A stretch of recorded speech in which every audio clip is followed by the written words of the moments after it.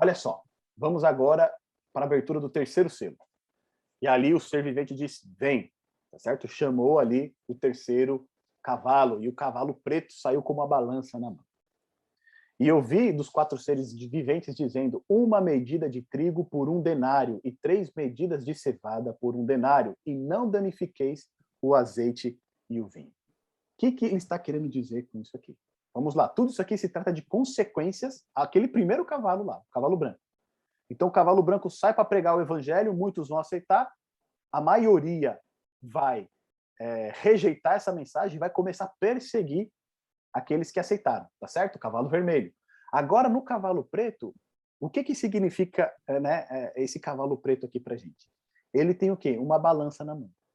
E quando a gente vai para a Bíblia, a gente começa a perceber o seguinte, que quando existe falta de comida, escassez de comida, existe fome, a Bíblia vai falar que você vai comer por medida, tá certo? Você vai passar a comer por medida. Então você fala assim, eu vou querer 100 gramas aqui de farinha de trigo. Por quê? Porque você não pode comprar um saco inteiro. Então você vai começar a comer por medidas. Isso significa o quê? Escassez, fome. Vamos confirmar isso? Olha lá, Levítico 26, verso 26. Vamos dar uma olhada, vamos deixar que a Bíblia interprete ela própria, tá? Levítico 26, verso 26. Vai lá para Levítico, o terceiro livro da Bíblia. No capítulo 26, no verso 26, a gente vai ver que um dos pontos que Deus apresenta para o seu povo, quando ele é infiel, quando ele é desobediente, é justamente essa fome, né? Essa escassez que é apresentada. Quem encontrou, por favor, pode ler para a gente. Fica à vontade.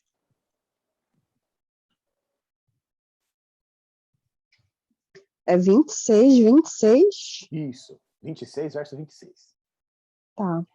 Quando eu vos tirar o sustento do pão, 10 mulheres cozerão o vosso pão num só forno e vô-lo entregarão por peso. Comereis, porém não vos fartareis. Olha só. Então aí, obrigado, viu, Carolina? A gente vê que o quê? Quando você tem a comida, né, a medida por peso significa que é pouca, tá certo? Você está com escassez, você está tendo falta de comida. E justamente esse cavalo preto segurando a balança, ele representa a fome, a escassez. E se a gente considerar que o trigo, a cevada, o azeite e o vinho, eles eram os elementos essenciais da dieta do povo da Palestina, tá certo? Então, tanto o trigo quanto o azeite, quanto o vinho, né, o suco ali da uva, ele fazia parte do dia a dia das pessoas. Só que aqui em Apocalipse, ele traz uma questão simbólica para a gente. E o que representa, por exemplo, o trigo, o pão? Aqui está sendo apresentado que o povo de Deus ele vai passar por um período difícil, de escassez. E isso por conta do quê? Da rejeição da mensagem do evangelho. Tá certo? Quando eles rejeitam a mensagem do evangelho, o povo passa a ser perseguido, mas também aqueles que rejeitaram a mensagem ou aqueles que permanecem na desobediência, eles começam a passar por uma escassez. Só que essa escassez não é uma escassez física, mas espiritual. Tá certo? Então, o trigo aqui representado e a cevada, elas têm um significado simbólico, que é qual? Lá em Mateus, no capítulo 4, verso 4, né, Jesus, quando ele foi tentado ali no deserto a transformar as pedras em pães, ele vai citar uma passagem lá de Deuteronômio, tá certo? Quando Satanás pede para ele transformar as pedras em pães, ele vai falar o quê? Nem só de pão viverá o homem, mas de toda a palavra que procede da boca de Deus. Então, o que Cristo compara aqui? Né? O pão, ele compara com a palavra de Deus, tá certo?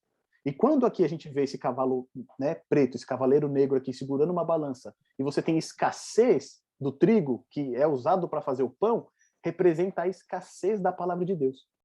Ou seja, a palavra de Deus começa a ser tirada do meio cristão e no lugar da palavra de Deus começa a ser colocado o quê? A tradição dos homens. Percebe? E se a gente, né, fazer o paralelo do terceiro cavaleiro com a terceira igreja, que é a igreja de Pérgamo, lembra? Pérgamo significava o quê? Casamento. Muitos casamentos.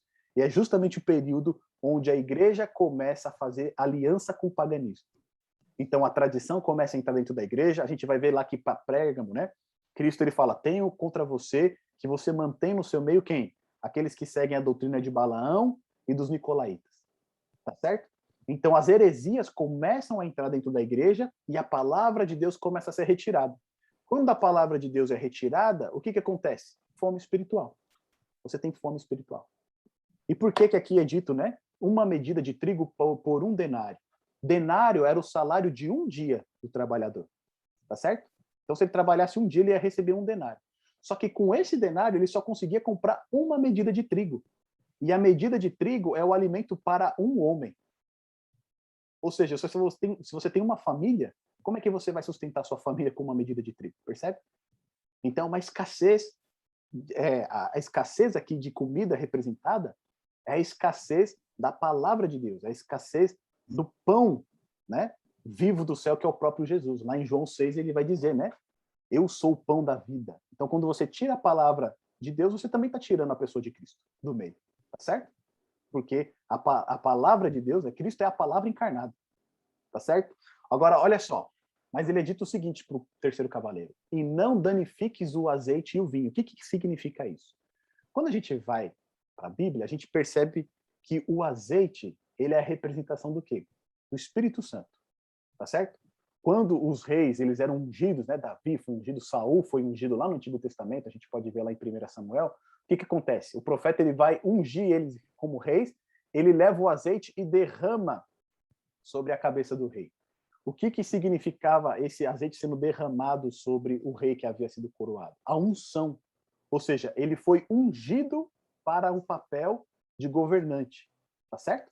Então ali ele era capacitado pelo Espírito Santo de Deus para conduzir a nação. Então o significado do azeite é justamente o Espírito Santo, é a presença do Espírito Santo na vida do crente. E o vinho, ele representa o quê? O sacrifício de Cristo.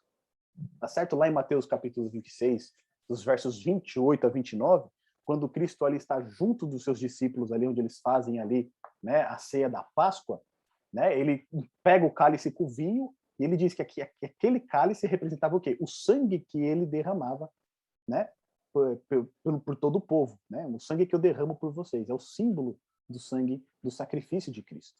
Então, o azeite é o símbolo do Espírito Santo e o vinho é o símbolo do quê? Do sacrifício de Cristo. Então a gente percebe aqui que nesse terceiro selo, né, esse cavalo preto, apesar da palavra de Deus ter sido removida, ter sido retirada e haver uma escassez espiritual, uma fome espiritual, a presença do Espírito Santo e do sacrifício de Cristo ainda estaria presente ali. Porque ele diz o seguinte: não danifiques o quê? O azeite e o vinho. Tá certo? Então eles removeram a palavra de Deus, mas o Espírito Santo, o sacrifício de Cristo, ainda estavam presentes ali no meio da sua igreja. Amigo, minha amiga, se você gostou desse vídeo, se você foi abençoado por este conteúdo, eu gostaria de convidá-lo a deixar o seu like, fazer o seu comentário e compartilhar esse vídeo também por quem tem interesse por este mesmo assunto. Também não posso deixar de pedir para você se inscrever no nosso canal, para assim você ajudar a divulgar ainda mais o nosso canal para aquelas pessoas que precisam receber estes estudos e também essas mensagens. Que Deus te abençoe.